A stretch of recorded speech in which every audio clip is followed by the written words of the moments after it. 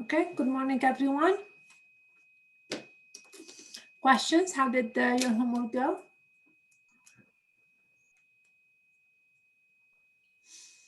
Can we also ask questions about the review? Everything.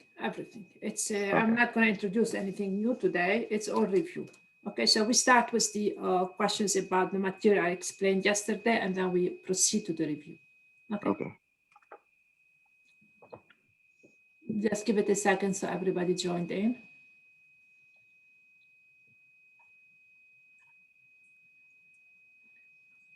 Join my Zoom on that computer. All right, so let's get started. Anything about yesterday's material that you guys have questions about?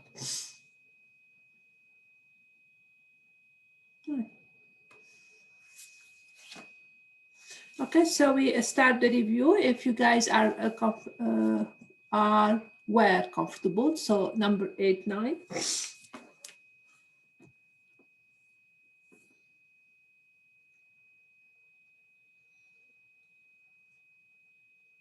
8, 9 from Zach, I imagine from yesterday's homework. Just make sure you tell me what is it from. It's from last night's homework. Yeah, thank you.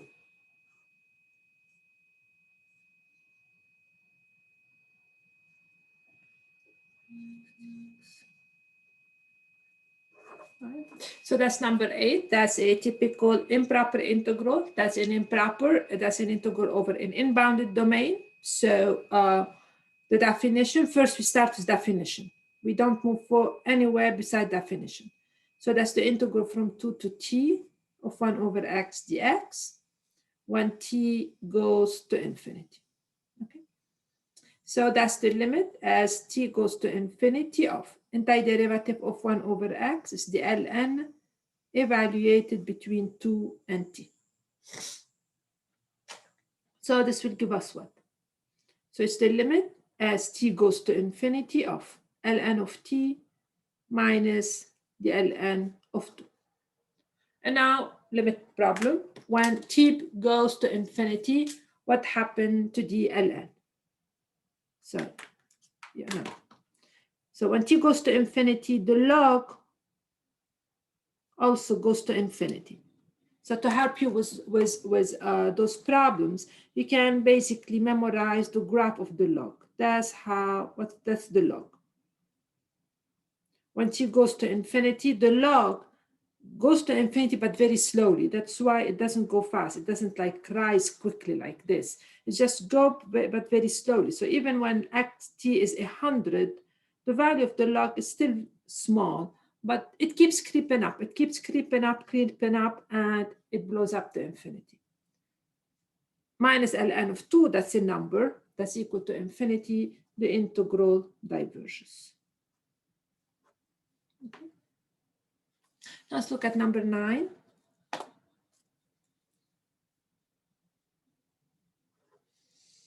What's 9?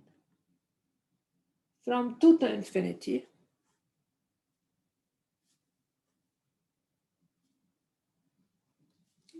The same thing, that's improper, and the improper is due to, we have an inbounded interval, so it's going to be the limit as t goes to infinity of the integral from 2 to t of 1 over root x.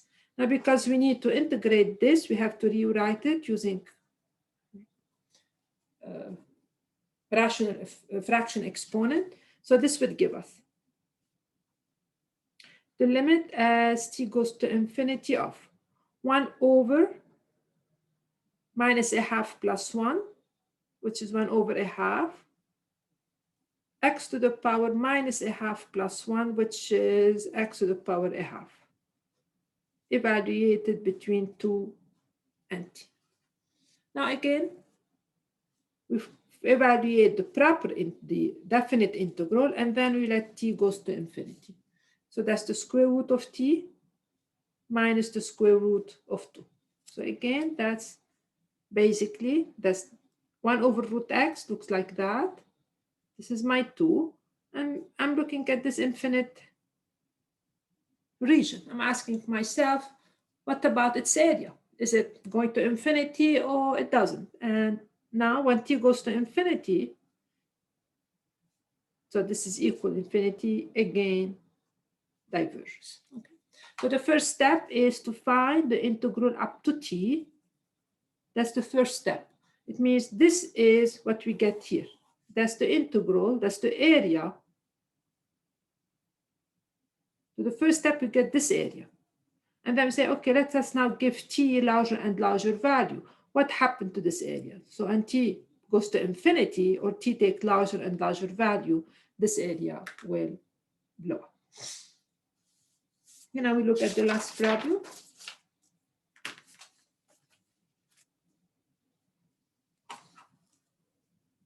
Number 47. And let's see what this one is about. It's the integral from 0 to 10 of 1 over the fourth root of 10 minus x dx. Okay. Against that, we look at the function at the interval. So that's not an inbounded interval. But then we look at the function. Is the function blowing up at inside the interval? Okay, so again, we notice here, and as I said yesterday, the problem will happen if the denominator is 0 inside the interval. And we know that the denominator here is 0 when x equal to 10. It means the function is going to blow up at 10. That's why it's an improper integral. So we know that the function f of x equal this is not defined when basically the denominator is 0. That's the denominator. It means x equal to 10. So it's not defined at x equal to 1. And when x becomes close to 10, the function goes basically to infinity. Because when x becomes close to 10, this piece here goes to 0. And since we're interested 0 to 10, means we're interested what happened when x becomes close to 10 from the left. So that x is slightly less than 10. This is going to be close to 0 positive. The whole thing goes to infinity. So now again, we have the same problem. We have a function which it goes to infinity at 10. And at 0, it's somewhere here. That's really my function. And now the question, that's an infinite area because this keep going. And is this infinite area is it infinite or is it an infinite region? Is it infinite area? And that's what the improper integral is about to tell us. So now we go back.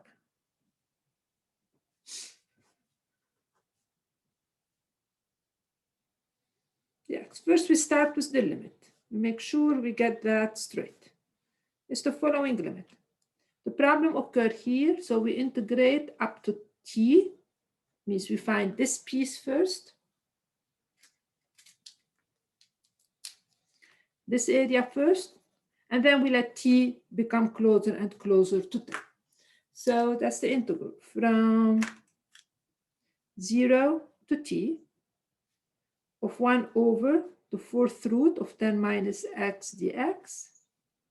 And when t goes to 0 from the negative, from the left. So that's the setup.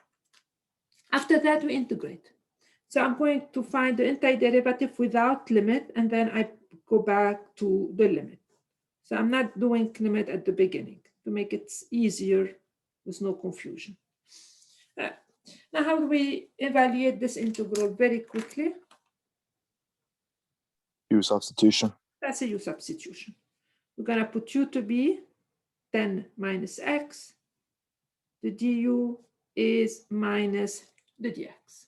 And then this would give me the integral of, let's say, minus 1 over u to the power 1 over 4 du.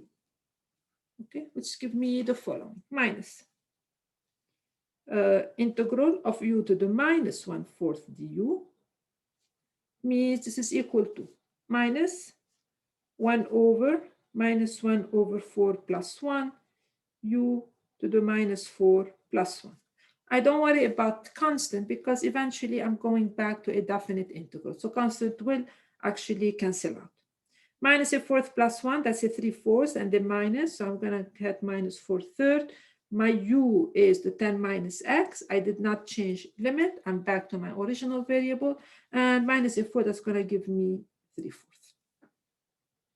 Now I'm done with the antiderivative. I go back to the definite integral. So now let's go back. This is equal to the limit as t goes to 10 from the negative of minus 4 over 3, 10 minus x, evaluated between 0 and t. Okay. I did not change, even that's a definite integral. I didn't change the limit. That's why I had to go back to x, and then I compute this limit. So this is equal to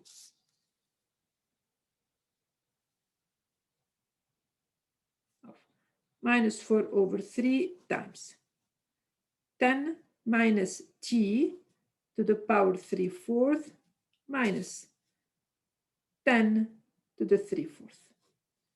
So that's, this piece is the area, this area in terms of the upper bound, and then we're going to let this goes to 0. And finally, I will get the following. When t goes to 10, this piece will go to 0 because t become close to 10. 10 minus 10 is 0. Then I will end up with 4/3, 10 to the power 3/4. So the integral definitely converges, and it converges to this value. End of the problem.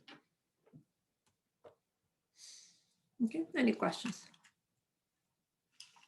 All right, so with this, we finish answering questions about yesterday material. Now we're gonna go back to the review, and I take up your questions from the review.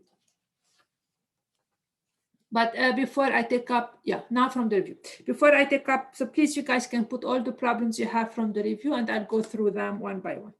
Okay, first I need to put a comment about the first problem. You will definitely have a problem about work tomorrow. You will have, I'm telling you ahead of time. And the way I want you to do the problem about work, not by using the formula that you guys picked up from the book last time, because you guys don't know really what this formula is. In class, I explained clearly how to get work. And that's what I expect from you tomorrow. So let me make myself crystal clear what I want from you from work tomorrow. So I take number 3, and then I explain it, and you guys make sure you do the rest. So for example, number 3. How do I expect you to do work problem? So this is here, we have a cone. That's a cone, typical cone.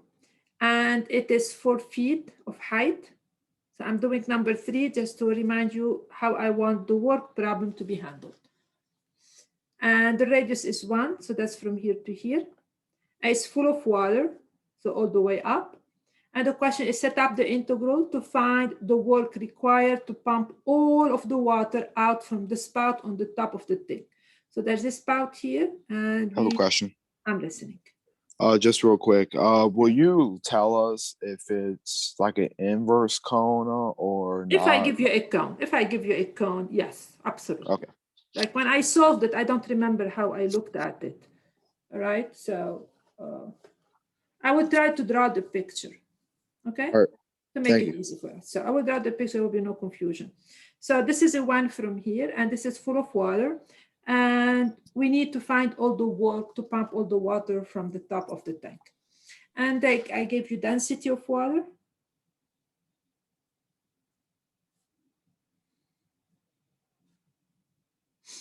Per feet cube.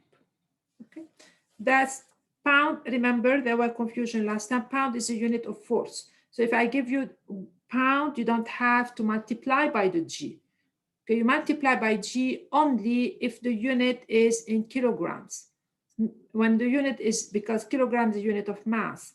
But if the unit is in pound, there is no G involved because that's by itself a force. So the way we do those problems is as follows. We divide the water inside the tank into layers. So as I said, we don't use formula because you guys don't know where this formula is coming from. So we divide the water into layers. That's the water. We pick a point and we took a layer. So let me see, this is YI unit above the ground. So I divide this into layers. In this case, every layer is going to be a cone. It doesn't have to be a disc. It doesn't have to be a disc. It depends on the picture that you have. So in this case, every layer is a disc. So we divide into layer, and then we find, so that's the layer, that's YI. We find the work needed to lift every layer by itself. So one layer on the top, on the top, on the top, and you find, okay, each one of them, how much work requires to lift to the top. So what I concentrate on is the work, and this is the delta Y. It's the thickness of the layer. The delta Y is how thick the layer is, or the height of the layer. So we're gonna find the work done on each layer. The work done on each layer is the distance by which it's lifted, by which layer is lifted. You multiply this by totally by the force needed to lift it. Needed to lift the layer.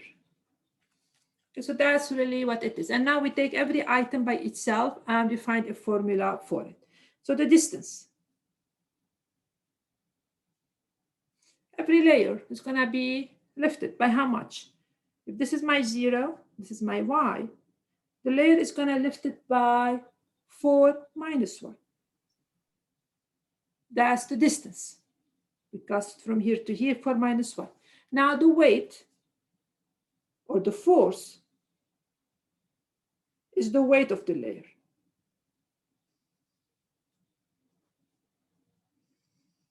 Which is the density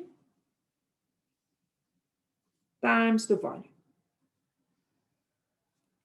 The density I gave you, and as I said, that's a unit of force. You don't have to multiply by anything. Now the volume of the layer. So that's really my little layer here. This is a little disk, and I need the volume. So the volume is pi times the radius squared times the little height.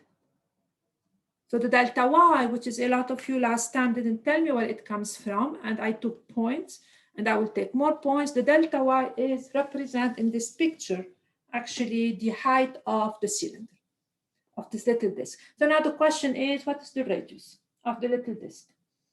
Do you guys remember? 1. No. Look at the picture.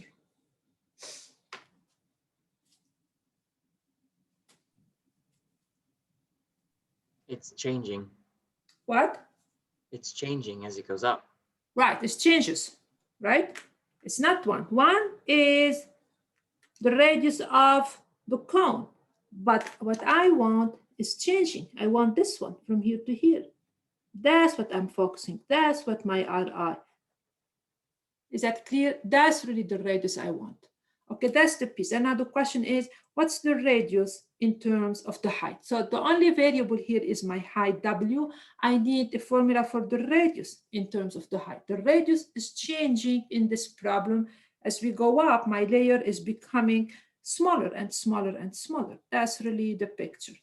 All right, so how are we going to find the radius? Do you guys have any memory to do that?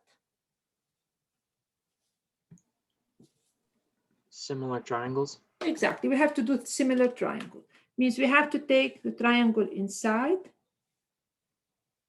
this triangle, and this one, the one, if you take it and cut the cone right in the middle.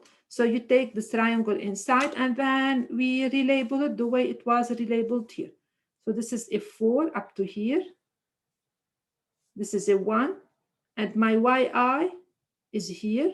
So that's the y, and this is my radius ri. So from here to here, that's the yi. From here to here, that's the 4. And we're going to use similar triangle. It means this triangle, the little one, is similar to the big one. And I need, y is my only variable. I need to express everything in terms of y. So the similarity would tell me the radius here divided by 1 is going to be equal to this side, which is 4 minus y, divided by the whole height, which is 4. So it's the height of the small triangle divided by the height of the big triangle. And that's gives me the radius in terms of my variable y. So finally, I will have the density equal 62.5 times pi times 4 minus divided by 4 squared times delta y. The delta y in this problem represent the height of this little cylinder. That's really what the delta y represent. It's not just tagged into the integral. So I have a finally, go ahead. Could you explain the similar triangles one more time? Yes. So I'm so sorry. That's okay. That's all right. So the little triangle, you know what I'm talking about, the little one? Yeah, the little triangle inside the big triangle. Yeah, is similar to the big one, right? It means that the ratio between the side Ri and 1 is the same as the ratio between the height of the little one and the height of the big one.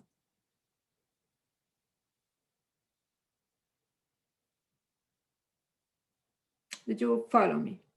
Yeah. Okay. Okay. Yeah. I think. Okay. The ratio between this side and this side is the same as the ratio between the height of the little one and the height of the big one.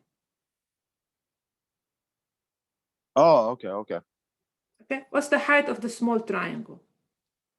4. No, the small one. Oh, my bad. R1. No, you're not following. I draw the picture again. Bigger. Okay. From here to here, that's my y. From here to here, that's 4. From here to here, that's a 1. 4 minus y. 4 minus y. Because the height of the little triangle is this piece. That's the 4 minus y. And I set up. So for example, I don't know if I go back to the way you guys done it before. That's a triangle ABC, and this is ABCDE. And I say that the triangle ABDC is similar to the triangle ADF. Sorry, ADE. Okay. That's how you used to do it in high school, I guess. Let's give me the ratio between the sides. So we can really write in all kinds of ways. So let's give me that this side, Ri, divided by this side is equal to AB divided by 4. Oh, okay. That makes a lot more sense now. Are you sure? Yes. 100%? 100%. Okay, go over it. So the work finally is, sure, no problem. So what's the work? The work is the distance on a layer is the distance by which the layer is lifted times the force.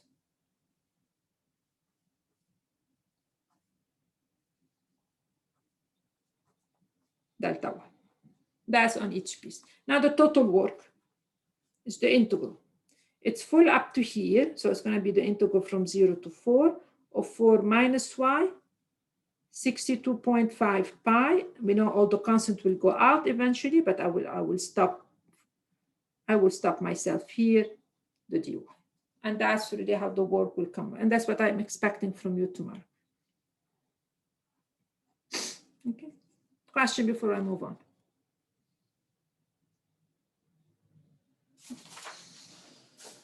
Okay, let's take care of that and make sure you do all those, including number 4. We've done it in class. Make sure you guys go over it for tomorrow. I don't know along which line I may give. I may give one like that, or one like this, or one like that tomorrow. So make sure be ready for it. All right, now we go to your question. I have one, which is 5n, and we will do that. 5n. Oh, that's the hard one. Okay. So that's the integral of 1 over, so I'm doing 5n from the review. 1 plus ex dx. Okay. All right. It looks hard, of course. It doesn't look like anything we've seen before. Who has any idea how to do it? And very quickly. So I can do as many problems as I can. Anybody try it? You guys are hiding your faces behind. Tomorrow I want camera on for everyone. Who has any idea?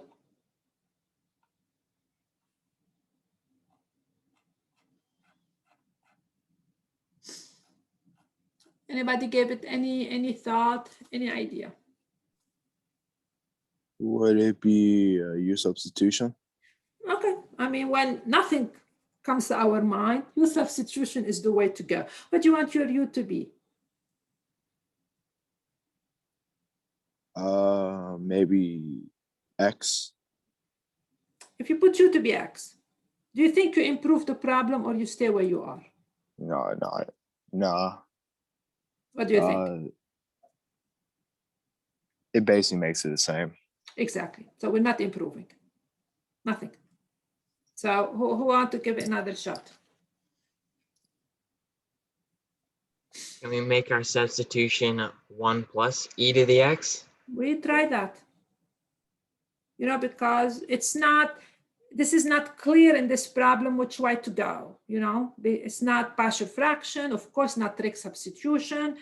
It's not by parts. I have no idea what the parts would be. So we just go ahead and try our best with the substitution. Okay, so I'm going to try whatever you guys gave me, and I'll see if I get anywhere. You know, I really don't know. I have to see if I get anywhere. Very good. Everybody telling me you don't see the EX, and I agree, but I don't know what else to do. So I'm going to go on and see if this helps. So it's going to give me, this is a U, but now I have the problem of dx. What I'm going to supposed to do with dx? Everything has to be in terms of the du. So I solve for dx here. I'd get 1 over ex du. But everything has to be in terms of u. I cannot keep dx. So what this would become, what the dx would be. If I want everything in terms of u, the ex, I can solve it from here. The ex would be the u minus 1. And this would become u minus 1. So this will give me 1 over u minus 1 du. Okay, so it is scary. So we did substitution because of not knowing what else to do. So that's 1 over u minus 1 du. Now, do we know how to evaluate this integral and quickly? Do we know how to evaluate this new integral in u? That would just be partial fraction decomposition. That would be partial fraction decomposition. Now we know how to do that without any issue whatsoever. So now we're going to do partial fraction decomposition. So it was hard at the beginning, but it's really turned into a partial fraction decomposition, which is something we absolutely know how to do. So we started substitution because of lack of any other approach. It worked.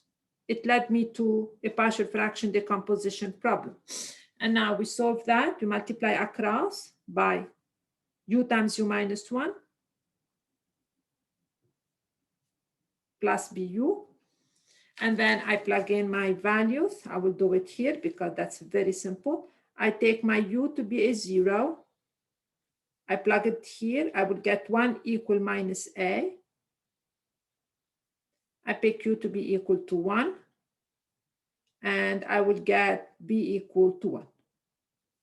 So my expression, 1 over u times u minus 1, is a plus 1 over u minus 1. So the integral of 1 over u times u minus 1 du will be antiderivative of the first term minus ln of u plus, because I have a u plus 1 here, the antiderivative is going to be u minus 1 as well, because even if I make the substitution t equal u minus 1, the dt will be the du. So it will be easy, plus c, which is equal, since my original integral is in x, 1 plus e to the x plus ln u, which is 1 plus ex minus 1 plus c. So finally I get minus the ln of 1 plus ex plus 1 plus ex minus 1, it's ln of ex. I don't need absolute value because the ex is always positive. But now we all know that the ln of ex is x itself plus c, and of the problem. Okay, so it's a nice problem because it doesn't fit into any scenario. But as I said yesterday, if you totally give up, try a substitution or be in strategy or be creative. Try a substitution, and the substitution nail it in this particular problem. Okay. All right. So I'm looking at your questions, and you guys don't have much. So I will look at number 4, and then I will pick some problems arbitrarily, and I'll ask you what to do. All right. So Israel, come up with question. Number 5. Which one? This is F. Okay. F. What is F? Here it is. Okay. What's bothering you with F? So this is integral from 0 to 4 of x over the square root of 4 plus x squared, 9 plus x squared. dx. All right. What's the problem with 5f? What is it that we found difficult? Israel. If I'm pronouncing your name correctly, I'm sure I'm not. So how do you do this problem quickly?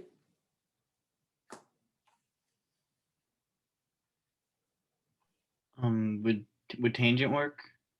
You could use the a squared plus x squared. You can do, but I think you're hitting it very hard. Can't you just do u substitution? That's a u substitution. You don't need trig. Why? Because there's an x on the top. Because there's an x on the top. Okay?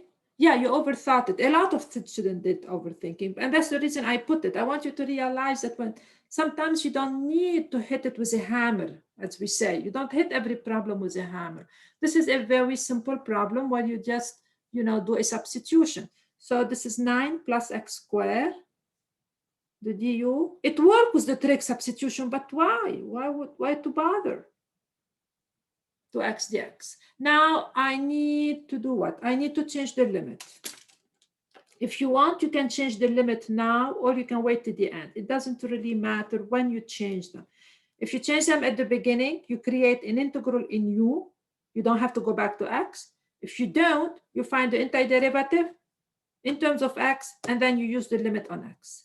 So if I change limit, because it's easy here, if x is 0, u is 9.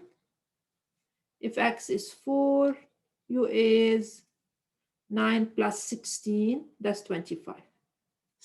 Okay, so this will become, integral from 9 to 25, x dx is the half du, and that's u to the minus a half du. That's what it is. So now this is going to give me a half. 1 over minus a half plus 1, which is a half. So it's going to give me a 2, u to the power a half between 9 and 25. The 2 simplify. I will have the square root of 25 minus the square root of 9. 5 minus 3, I meant here, which is equal to 2. End of the problem. Okay. So let's go back up. Okay, 6j. But if you had done trig substitution, which is going to be 3 tangent theta, that's the trig substitution, and you guys suggested it will work. I mean, it's not like it won't. It will definitely work, but it's a little bit harder than a simple substitution like that. So let me look at, I just looked it up and I forgot what it was. 6 check. So number 6, J. Right. So let's see what this is about.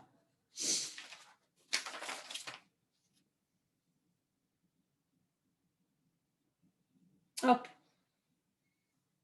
That's t squared over the square root of 4 minus t squared. Okay. All right. In this problem, do you think substitution will work? No. No. Because a t squared, not a t in this case. Okay, and that may give me a problem. All right, you can try it. I mean, I didn't, but I doubt substitution would work because I will have 2 t's. I'm stuck with 1 t. I don't know what to do with it. So now what's the best trig substitution? 2 sine. Right, that's the sine. Or cosine, I don't really care. Either one would work. Okay, because I have 4, I need the 2 sine. It means the dt is 2 cosine theta d theta. Now, last time when I was grading your quiz, a lot of you did not substitute dt in terms of theta. That's absolutely wrong. Okay, they just substituted here and they turned dt into d theta.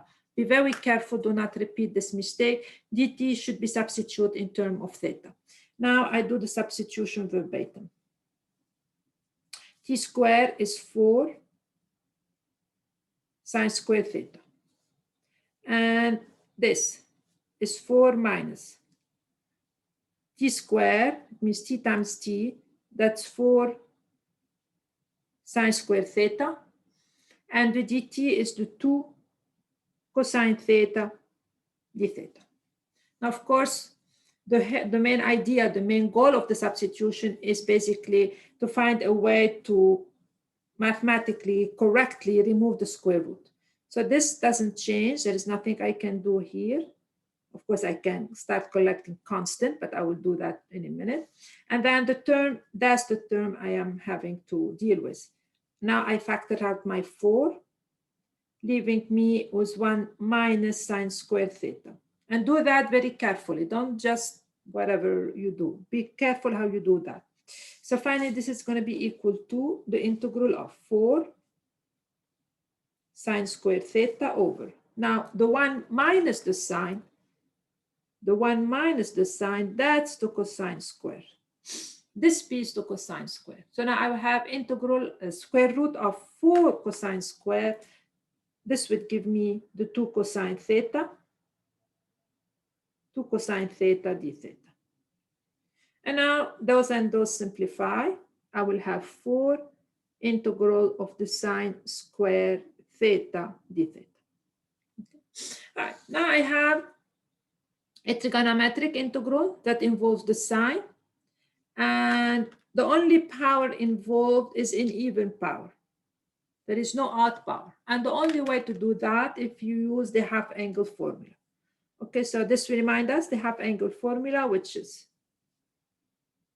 sine square is 1 minus the cosine 2 theta d theta. Okay, remember my original variable is t. I have to go back to t period.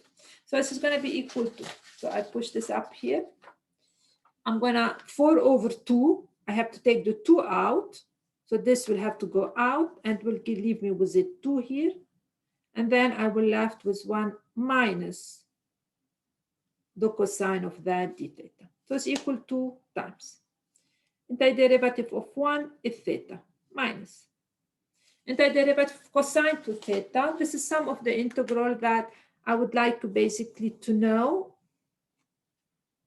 In general, antiderivative of cosine ax kx dx, k constant, is 1 over k sine kx. It's nice to know this integral because they come up a lot.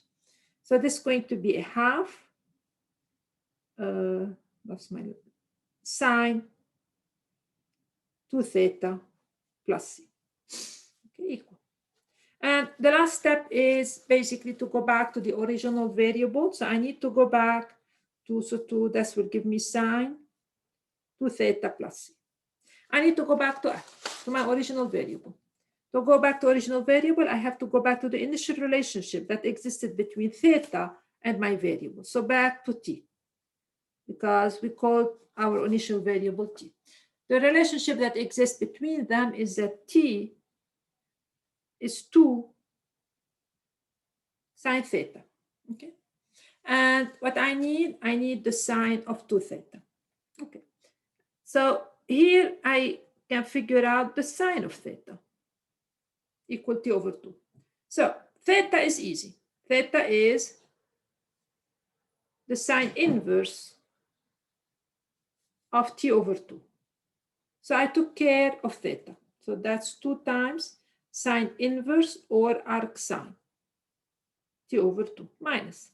I have to take care of the sine 2 theta. But my info is about the sine of theta, not 2 theta.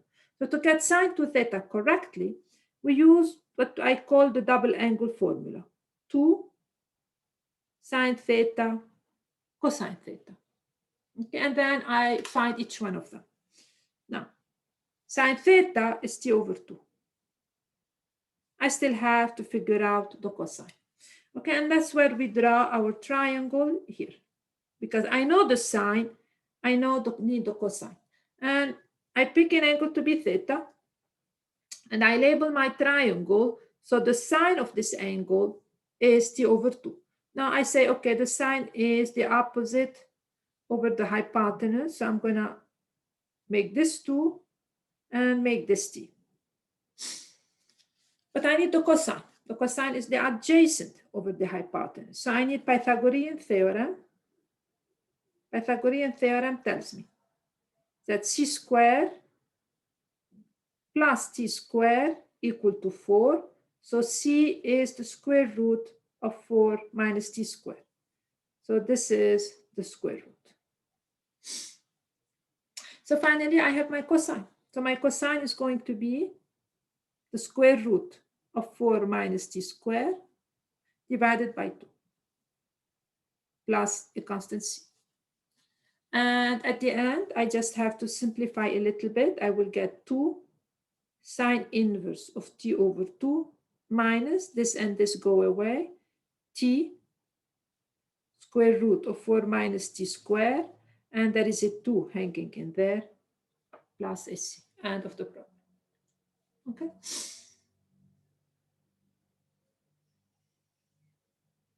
So substitution, once we do it correctly, and then we have to go back to the original variable, and this is where some work is required, and that's how we do the work.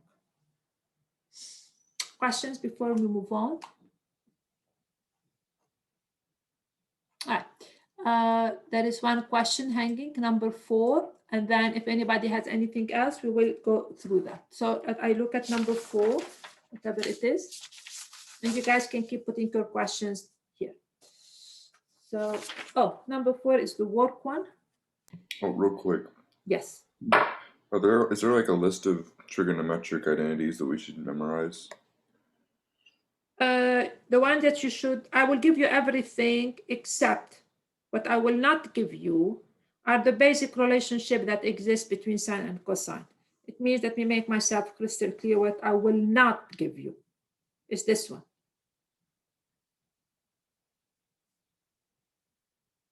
Those you should know, even though you guys can write them on a piece of paper yourself, but I think those are something you should know by heart. That's what I think, okay? This I will not give you. And 1 plus tangent square theta equals secant square theta. This is what I will not give you.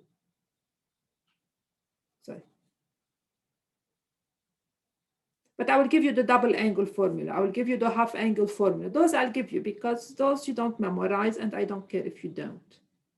Right? So these are the one I want you to know because I want you to see pattern when you see those integrals.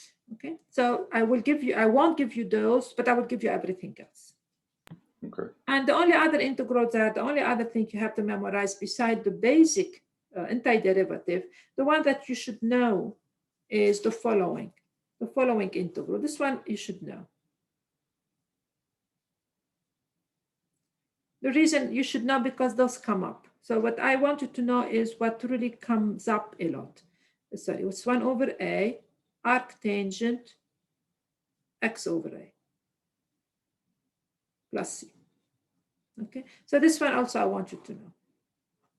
Okay, so this I won't give you because I think you should know those, and the rest basically I will, any formula that, you know, a double angle, half angle, of course I'll give you those. You don't need to memorize. Okay, but those you should. Even though you can write them on a piece of paper, I know that, but try to really internalize those relationships. Right? Okay, so let's look at number 4 now. Again, it's another work problem. And I read it. So it's a cable. It weighs 2 pounds per foot. That's a what we call linear density. Linear density, it means how much things weigh per foot, and is used to lift 800 pounds of coal up a mine shaft 500 feet deep. Find the work done. Explain clearly how you derived your integral. So it's the same type of integral as the same type of thinking as in number 3, but with a different format. So I have a cable. That's my cable. And it is, so the cable weight, so the cable is 2 pounds per foot. So it's not its weight, but that's the density actually. Think about it. And there is a big load here, 800 feet, 800 pounds, and it's 500 feet deep. And we have to lift this all the way up. So we need to lift this one all the way. So we have to lift the cable and we have to lift the load.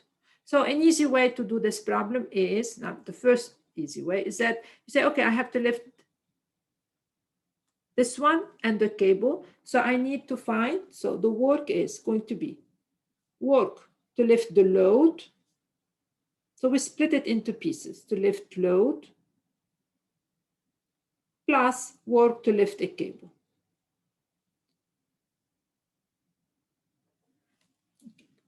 Okay. Now the load by itself, you can think of it as just a constant force. So work to lift the load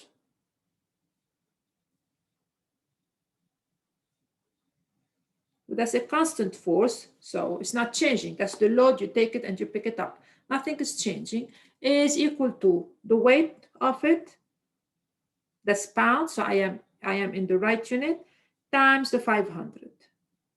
So this would give me 40, 1, 2, 3, 4, 1, 2, 3, 4, 400,000 pound foot.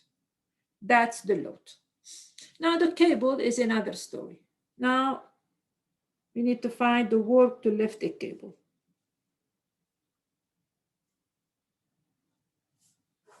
Okay, by itself.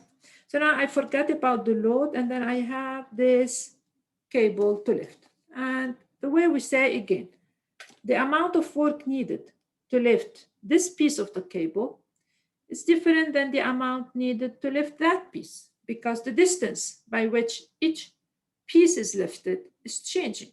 So the way we do it is we're going to divide it into little pieces and we lift every piece by itself. So we divide cable in pieces, in little pieces of length delta y. Okay. So we're going to divide into pieces, one piece, another one, and I'm going to lift every piece by itself. So suppose I have a typical piece right here. So that's one piece. I'm going to focus on that. And it's yi, that's my 0, and it's located right there. And I focus about what's the work need a typical piece. So work needed to lift a little piece.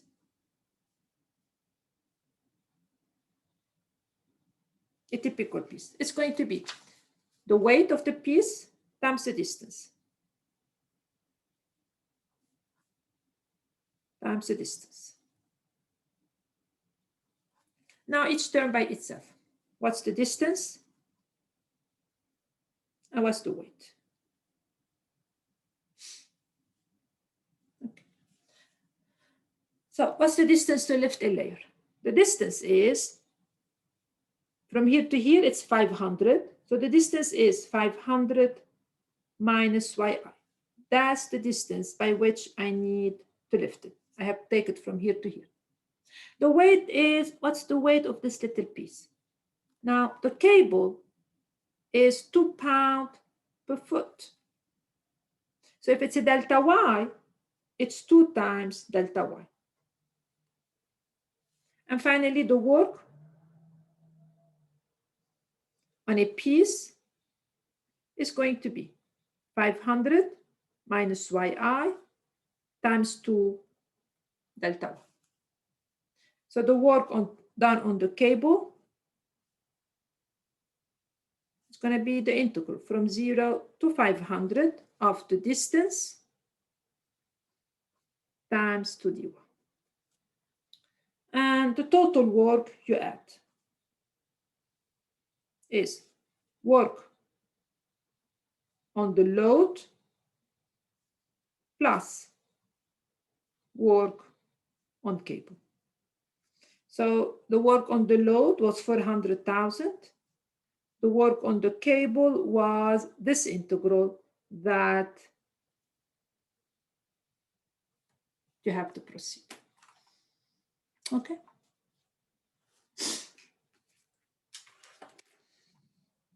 Right. So good luck for tomorrow. And I have office hours this afternoon. Please feel comfortable to come and ask any question you want. And of course, you're going to have work problem. You're going to have improper integral for tomorrow, and you have a bunch of integrals. Some might question maybe what strategy do you think will fit the most? So I may ask one problem, which will be along the lines, okay, I'll give you a bunch of integrals, maybe. And I tell you, okay, which strategy do you think will fit the problem the most? So I don't want you to evaluate. I just want you to look at it, you know, how does it, which one do you think I should do? And whenever you have a problem, integral, just look at it and ask yourself what fitted the most. You know, is a substitution. You have those 4 tools. You have substitution by parts, then you have partial fraction decomposition, trig substitution, and some trigonometric integral. So just focus, okay, which approach will fit the problem the most. And once you find the approach, and then remember the techniques to do it. Okay. The class is dismissed, but if anyone has any questions, I stay with you and answer them.